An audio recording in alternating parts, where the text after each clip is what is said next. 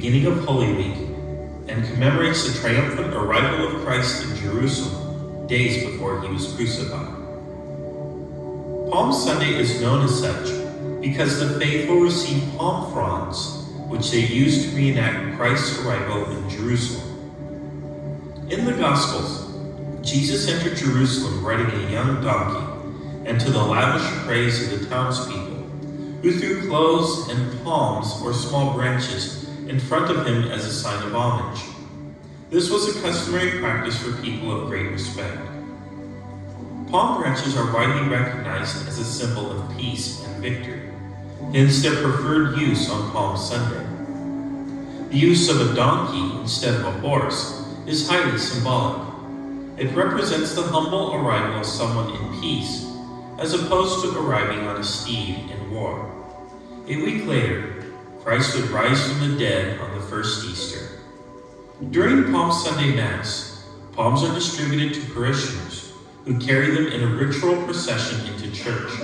The palms are blessed, and many people will fashion them into small crosses or other items of personal devotion. These may be returned to the church or kept for the year. Because the palms are blessed, they may not be discarded as trash. Instead, they are appropriately gathered at the church and incinerated to create the ashes that will be used in the following year's Ash Wednesday observance. The colors of the Mass on Palm Sunday are red and white, symbolizing the redemption in blood that Christ paid for the world.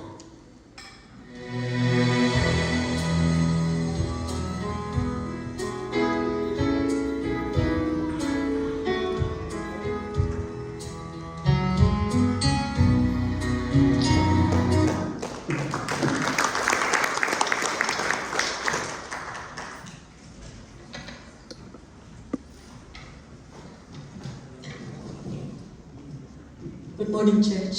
Happy Palm Sunday to everyone. And I'm called Jenny to come and read for us the scriptures. It's taken from Matthew chapter 21, verse 1 to 16.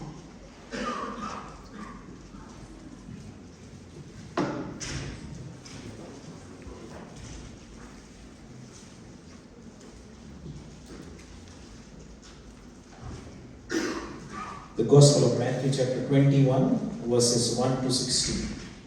मत्ती रचित सुसमाचार उसका 21वां अध्याय 1 से 16 आयत मैं हिंदी में पढ़ूंगा।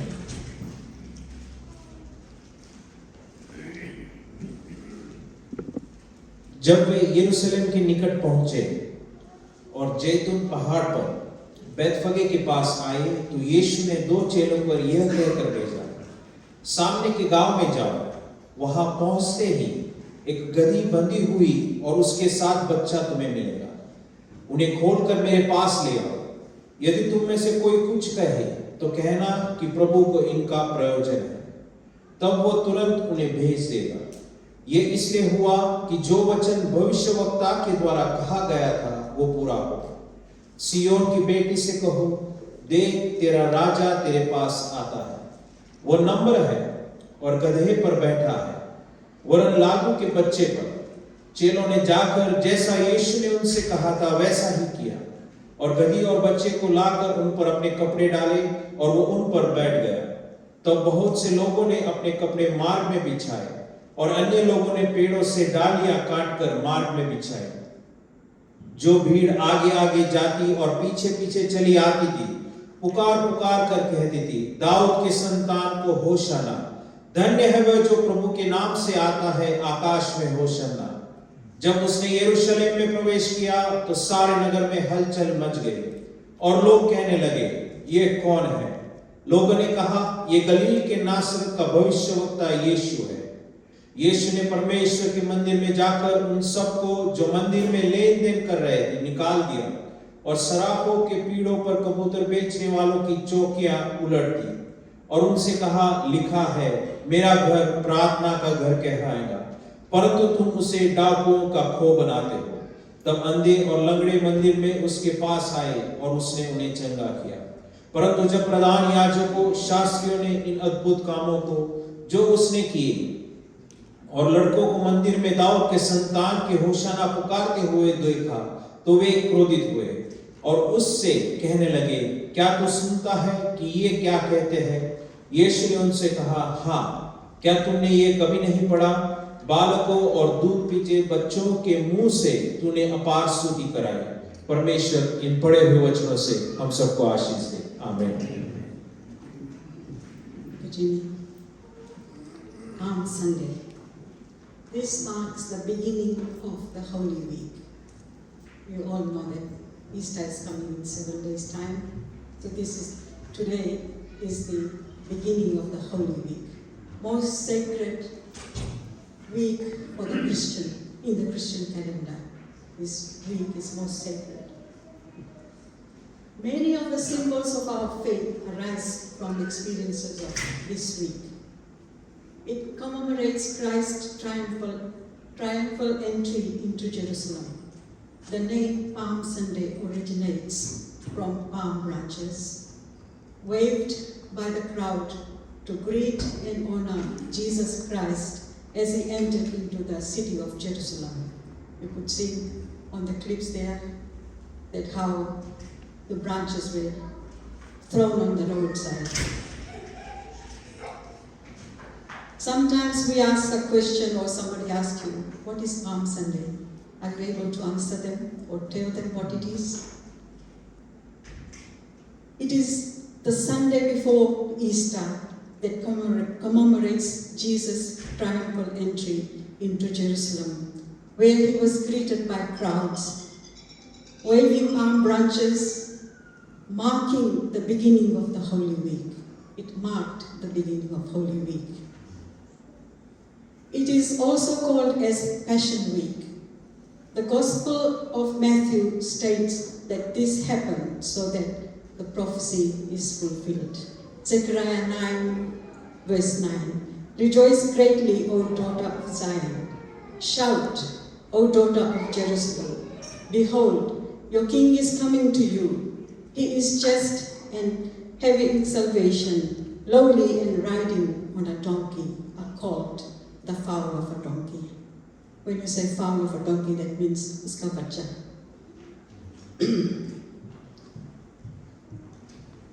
Donkey is symbolized as the animal of peace. Unlike the horse, which you saw that in the picture, the kings or the soldiers will sit on the horse to go and fight, to go in the war zone. If you go on a donkey, you will not reach there because donkey is that slow, lonely animal. But Jesus chose a colt, a donkey, which symbolized his arrival as the King of Kings and the Lord of Lords. Christ's entry into Jerusalem would have symbolized his entry as the Prince of Peace, because donkey is a peaceful animal. So we see Palm Sunday marks the start of what is called Passion Week, the final 7 days of Jesus' earthly ministry. It was his final 7 days on the earth.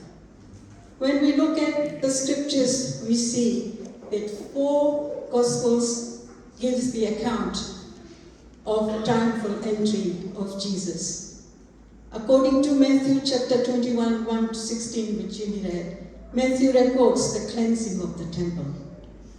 In the Gospel of Mark, verse 1 to 11, records the withering of the fig tree.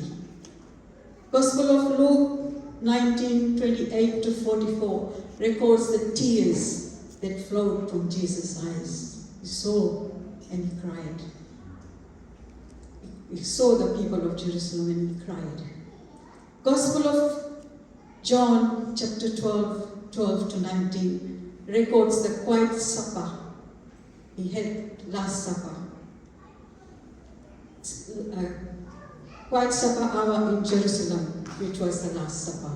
And it was not done in a big manner, but just told the disciples to go and gather everything, and they did it in the upper room. The events of the triumphal entry, as they approached Jerusalem, they came to Bethphage, which is a small town near Jerusalem.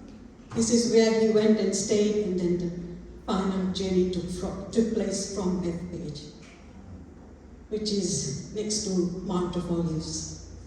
Jesus sent 2 of his disciples, saying to them, "Go," remember, go, "into the village opposite them, and immediately you will find a donkey tied and colt with her." He said, "Loosen it and bring it. If anyone says anything, say, 'The Lord has need of them,' and immediately they will send it." It is done to fulfill the prophecy spoken by the prophet. "Tell the daughter of Zion, behold, your king is coming to you, lowly and sitting on a donkey, a colt, the foal of a donkey." So the disciples went and did as Jesus commanded them. They brought the donkey and the colt. They laid their clothes upon them. The great multitude spread clothes on the road. Others cut branches from the trees and spread them on the road. The multitude who were there cried out, "Hosanna to the Son of David.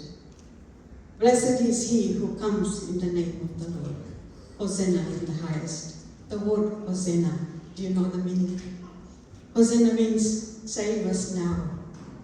It means save us now.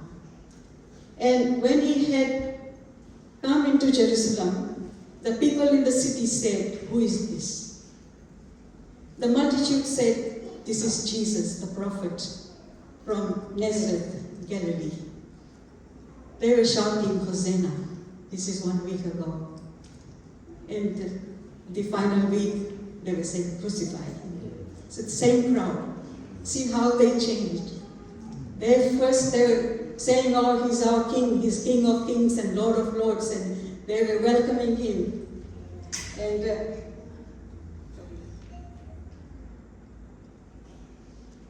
they were welcoming him, and then later what happened? They were the ones who said, "Crucify him." Palm Sunday symbolizes a command, a colt, cloak, and cleansing. I've chosen these 4 C's to share with you. The first C represents command. Agyalena. He said to the 2 disciples, "Go." He said to them to go. He had commanded them to go to the other side to get called. The disciples did not question Jesus, nor did they refuse, nor did they whinge. They were obedient and they just went. They heard the Master's voice and obeyed.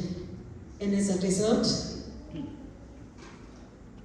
they found the donkey and the colt and brought it back to Jesus. Matthew's gospel is the only gospel which tells that there was donkey and the colt together. The other 3 doesn't mention that. We sometimes hear a voice of the Holy Spirit telling us to do things. We sometimes say, "No, this is not Holy Spirit." You must have experienced this. And we just don't believe it. We are not obedient. We doubt. And as we have heard, the 2 disciples just went. When the Master said, "Go," what happened? They just went. Without any question, they just went. Okay? And they knew that as the Lord has said, they will find it. And then when they went there, they found the donkey and the colt, and they brought it. We don't have to rebel if we hear the Holy Spirit telling us to do something. Make sure you act on it. You do it. The Holy Spirit speaks to you. You have to have a hearing ear to hear the voice of the Master. Sometimes we hear so many things being said. Like sometimes if, like for example, you are going somewhere and you hear a voice telling you don't go, and you are rebellious, and what do? You go. Sometimes you meet an accident or something happens, some sort of problem happens on the way. So then you realize and say, I shouldn't have gone. I should have heard the voice. So we do not rebel, but we act on it. We have egoism and pride, and we don't want to do things, especially when we have, sometimes we have people in authority, especially at work or somewhere. Even in our organization, we have so many different leaders, and they tell you to do something. What do? We whinge, we object, we keep whinging, talking about behind them and say, why do they have to do this and tell us to do this? But we have to be obedient. Jesus, on this Palm Sunday, is calling his sons and daughters. He said, my son, my daughter, turn back from your wicked ways. Come to me, those who labor and are heavy laden. And he's promising that he's going to give you rest. He's going to supply all your needs. He's going to be with you. And if you adhere to his voice, if you are obedient, you will find your eternal home easily.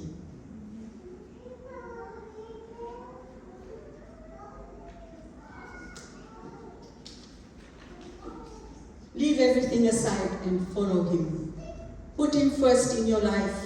Abstain from filthy habits. Do not gossip. Do not tell lies. Never be jealous. If one is thriving, rejoice with them. Love one another as Christ has loved you. Carry one another's burden. Be there to stand in the gap for people. Let us rededicate our lives and follow Lord Jesus with our heart, mind, and soul. Another example of command we can see is that when they were going from Bethany that night, on the way, Jesus felt hungry. He was human, so he felt hungry. And he saw a fig tree full of green leaves. And he went towards that fig tree. And when he went to the fig tree, what happened? There was no fruit. There was no fruit on the tree. And unfortunately, it had no fruit but leaves. Jesus rebuked the tree with a command and said, may no one ever eat fruit from you again. He cursed the tree that night. May no one ever eat the fruit of you again. All the disciples heard that, and Peter, he was so surprised to see that this tree had withered from the root onwards, and that tree died in front of them. Here, Jesus was illustrating a lesson on moving mountain faith to the disciples through his experience. Lord Jesus said, therefore, I tell you, whatever you ask in prayer, believe that you have received it, and it will be yours. Most of the time when you pray, do not have doubts in your mind. Stay positive. You have to pray believing. When you pray, you believe that it's going to happen to you. Then only it will happen. If you pray, no matter how many hours you pray, but you have doubt in your mind, it's never going to happen. Pray believing. Trust God for supernatural touch, and you will ask, and you will see that things have been done for you. Trust the Lord and be obedient to whatever He has called you to. Every one of us in this world, we have a calling. We have a calling. Even picking up, cleaning the church or something, you have a calling. No matter you are a preacher or you are anything in the church, but you have a calling. And let us be obedient to our calling. The second C symbolized by called. Mark 11, 1 to 10. Jesus rode into Jerusalem on a colt. He chose a donkey, which is lowly and peaceful animal. Donkey was a real horse, real walk horse of Israel. You know that Israel is a hilly country, and if you take horses, it's hard to. But donkeys, they are small, not that heavy, and they used to use that as a means of transport in the olden days. They used to go ride or take donkey to go from place to place. Donkeys are sometimes stupid and stubborn. In fact, once their owner gets its full trust, they can be willing to compensate and they can be willing to do whatever their master is asking them to do. They are very dependable upon their master's command. It is said that they do not walk their best unless they trust the one they are walking for. Once they feel comfortable with the owner, then they will do almost anything within their limits to do their work. And they have got excellent eyesight and can navigate any rocky desert or paths where, when we look at a donkey from above, if you look at the picture of donkeys, you'll find a fine line and a line going on the sideways that depicts there is sign of cross upon the donkey. Most of them have got this, and that's why it was a chosen animal that Jesus chose to go on his last journey. The first rider, this donkey, the colt, it was something which nobody had ridden on.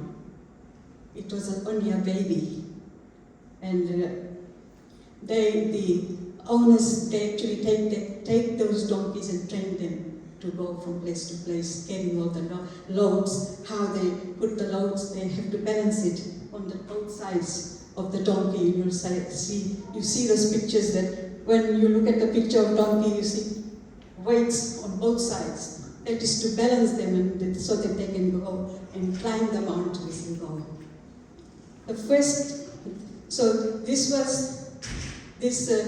Jesus was the first one to ride on that donkey, and this colt was so obedient. And without even any training, it took Jesus to the place where he was going to go. Donkey represented the humility of Lord Jesus. It depicts that as Lord Jesus rode the donkey, he was proclaiming that he was the Messiah, the King of Kings and the Lord of Lords. He took that lowly animal to glorify our Lord. The third C is the cloak and palm branches. Spreading of cloaks and waving of palm branches. You must be wondering why they were putting cloaks on them, on the donkeys and on the road. The crowd during the triumphal entry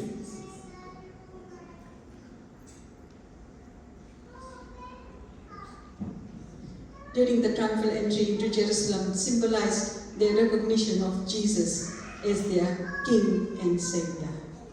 The sign of honor, respect, and submission.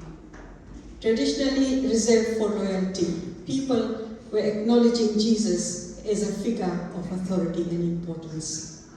Waving of palm branches, a symbol of victory and celebrating further emphasis that their joy of welcoming and recognizing Jesus as the King of Kings and the Lord of Lords. Crowds were shouting, Hosanna, Hosanna.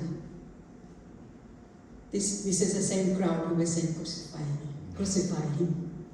The cloaks and palm branches along with donkeys symbolized humble yet triumphant entry, foreshadowing his future suffering and ultimate victory upon the cross.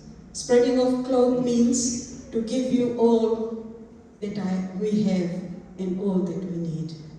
They gave their clothes that greased all their head, and they put it on the road so that our Lord Jesus could tread and go on it. They were putting, if they didn't have cloaks, what they did, they found branches and trees. They found trees along the side. They cut branches and put the branches upon the road, just for the Lord Jesus to cross over it. Let us honor Jesus in everything, and we submit our lives into his hands. Let us honor him for what he has done, what he did on the Palm Sunday in the Passion Week, what he has done for us. He gave it all for us. He gave it all for us. He died upon that cross. The fourth C is cleansing of the temple. Jesus cleansed the temple in Jerusalem. He reached by the donkey, then he arrived at Jerusalem, and when he went there, he saw the temple, and when he saw the temple, he was devastated. He drove out the merchants and money changers who were profiting from the temple grounds, turning it into a place of commerce rather than a house of prayer. Just imagine if we don't have house of prayer here, and we have all gamblers and everybody here coming and playing those games and exchanging monies and things like that. It's not good thing. So when Jesus saw that, he was devastated. And what did he do? He went and started throwing all the tables and turning up the tables, and he was very angry, and he drove those money changers and the other people who were there doing the barter and doing the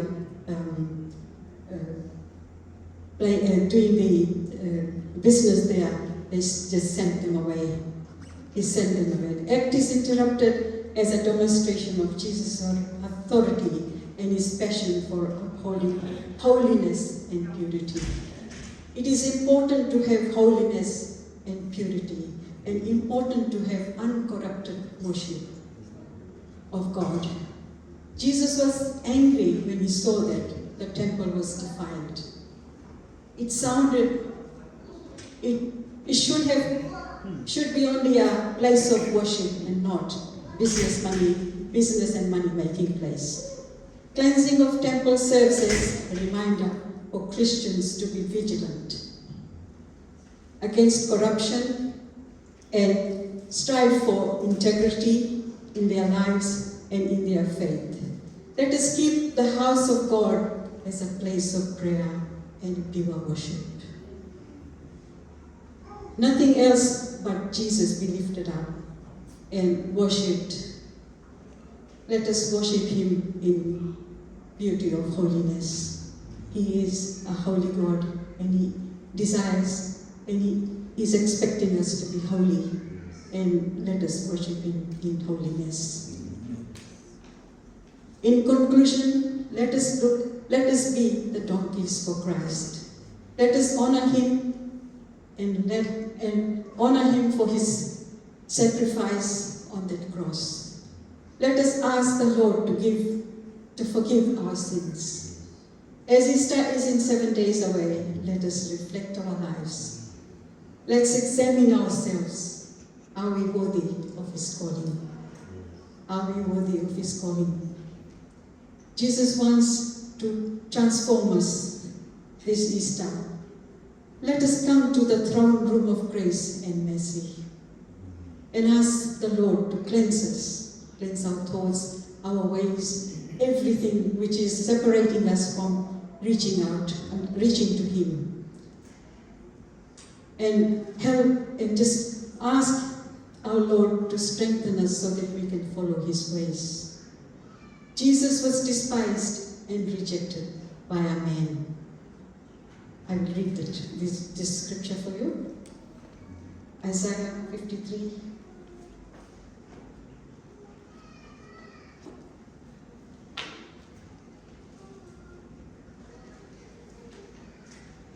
Verses 3 to 7. He is despised and rejected by men, a man of sorrows and acquainted with grief.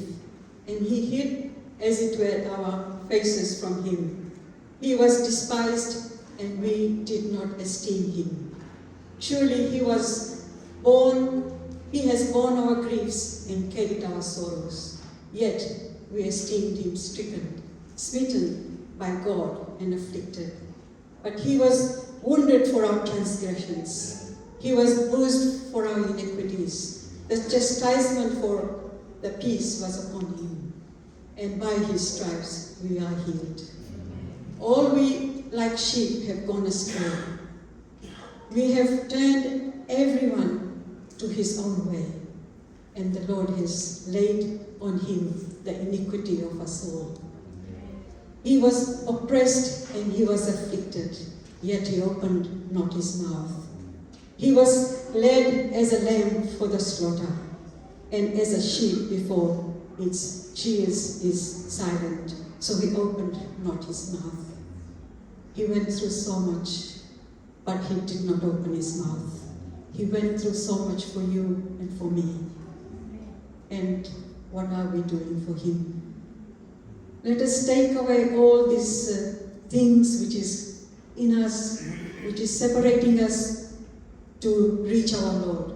Sometimes, when in our lives we get very short-tempered, we say things to people. If somebody has not said hello, you go and abuse them. Or if you have, if you have love for people, you go and say hello, even though somebody has not said hello. And if you are hurting, or if you see somebody hurting, just go. Even a small hug or just a tap on the shoulder will mean so much to them. We need to be donkeys for Christ. We need to be a donkey for Christ. We need to change ourselves. We need to care for one another, love one another as Christ has loved us. Jesus wants to transform us through regenerating power of the Holy Spirit. He wants to touch your life and make you a whole person, where your body, soul, and spirit fit together to achieve eternity. Let us come to Jesus and make him the master of our lives, and let us follow him like never before. Let us love one another, care for one another, and let us imitate Christ. Let us imitate Christ. Let us be like. We cannot be Christ, but we can try. We can try and take out all that thing which is separating us from the love of God, from following our Lord Jesus Christ. We'll be surprised when we go up there and we'll see who's there and who's not there. Then that's the time. It's too late. Now is the time, brothers and sisters, to come to him. This Easter time is a very good time to come to him and ask the Lord to show you what you are doing wrong. Ask the Lord to use you. You avail yourself so that you can be a mighty man and a woman of God. Just avail yourself and say, Lord, here am I. I am there. Use me, Lord. Show me what I am doing wrong, which is separating me from you, from the union of me and you. Lord, help me. This Palm Sunday, I just pray that we will focus upon our lives and see what position we are in our life's journey. Are we going to make it to heaven or not? It's you know. Myself, I know. If your relationship with the Lord is intact, if you are following him, you are trying to take away everything which is not of you, which is not pleasing to the Lord, then only we will make it to heaven. So my prayer tonight, this evening, this afternoon is that as we go through this Passion Week this week, we will focus upon our Lord Jesus as to what He has gone through, what He's going through, what He has done for us upon that cross, and ask the Lord to forgive us and to show us and to use you for His glory, for His honor, and for your praise. I just want to say thank you for listening. Let's pray. Our most precious and Heavenly Father, we just come into your presence, oh God, to thank you, to praise you. Thank you, Lord Jesus, for dying upon that cross for me and for everyone, oh God, that you came into this world and you took it upon yourself, and Lord, you took our sins and you were nailed to the cross, oh God. By shedding of your blood, there is remission of our sins, Lord. And I pray that, Lord, you will strengthen us, O God, so that we may not sin against you, Lord, in thought, in word, and in deed, O God. And help us so that, Lord, we can be ready. If you are coming tonight, you will take us home, Lord.